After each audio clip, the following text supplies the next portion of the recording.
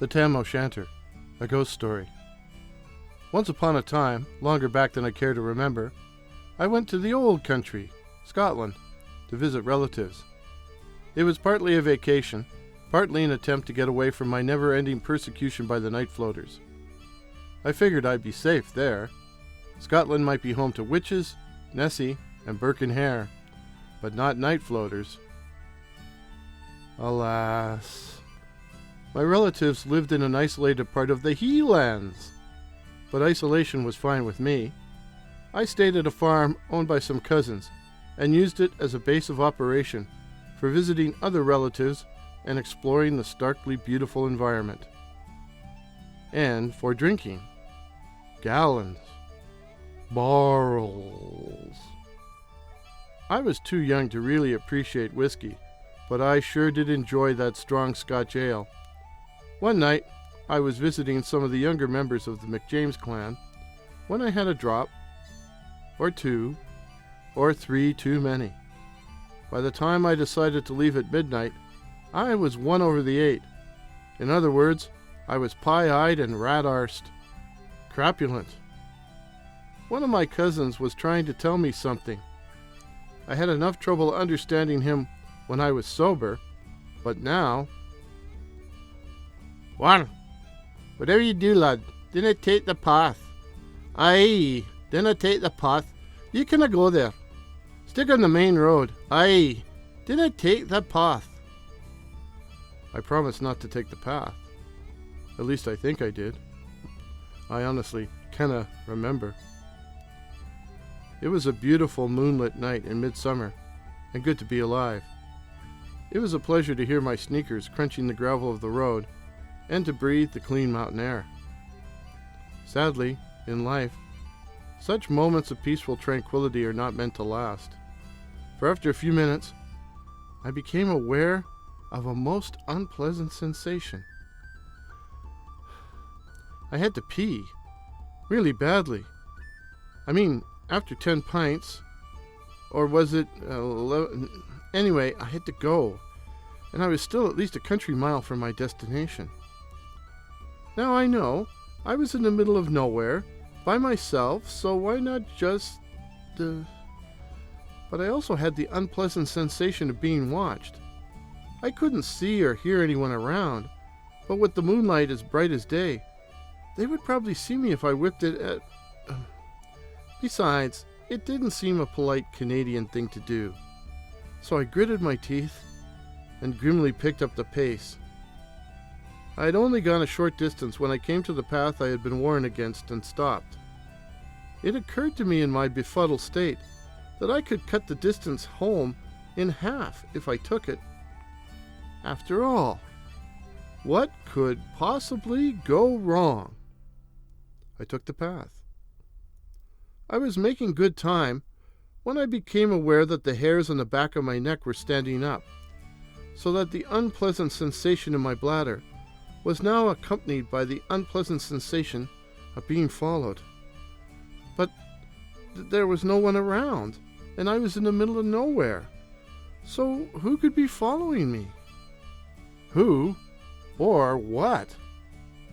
I told myself not to turn around, not to turn around, not to turn around, not to turn around, not to turn around, not to turn around, not to turn around, not to turn around, not to turn around. I turned around and nearly filled my pants on the spot. Right behind me, floating 5 feet above the path and keeking right at me, floated a ghastly, shriveled human head. It was wrinkled like a monkey, with lank red and gray locks and a mouthful of sharp greenish teeth, the whole loathsome ensemble topped by a filthy Tam o' Shanter with a yellow, purple, and brown tartan pattern. Yes, you heard that right. A yellow, purple, and brown tartan pattern. I think the thing was grinning at me. Holy shit, I thought. A Heelan floater. I booked it out of there, but I wasn't in very good shape, and after running full tilt for several hundred yards, I had to stop and try and catch my breath.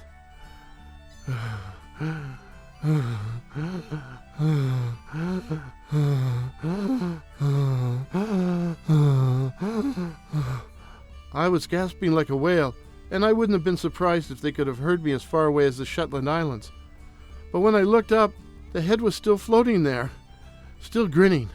I took off again, yelling and screaming, till I realized it was using up too much oxygen and I shut up. I tried not to look behind me, but every time I glanced over my shoulder, the ugly head was there, still grinning. Or was it grimacing? I was as juiced as Ben Jonson, and within minutes came in sight of the farmhouse I was calling home. But there, 5 feet above the road, and between me and safety, hung my hideous nemesis. It was still leering at me. And then it attacked. "Och, aye!" it screeched. I turned around and began frantically running back the way I came. Find someplace to hide, I told myself. But where with this thing shrieking, "Och, aye! Och, aye!" behind me? I noticed trees and an old cemetery off to my right and staggered towards them. I was almost at the end of my tether, fair puckled, and I couldn't run much further, floater or not. The graveyard was surrounded by a lone stone wall, and somehow I made it over, and was glancing around looking for a crypt or mausoleum for shelter, or maybe just a grave marker to hide behind, when the floater rocketed through the air like a possessed bowling ball, and smote me between the eyes, and everything went black. I awoke to everything yellow. I'd pissed my pants. My cousin was leaning on the graveyard wall and looking down at me reproachfully. "Yous canna listen, can yous? I told yous didn't take the path." Who or what was that? "Look at the stone in front of ye." I was lying below a tombstone which read, Ebenezer McJames, 1879 to 1946. "I'll thank ye to keep off me land." Old great Uncle Eben can't stand to see anyone walking the path across what used to be his land, even a relative from Canada. Oh, it was nice to have met him. "Nah, don't take it like that, lad. He must have taken a shine to ye. Look, he left ye a present."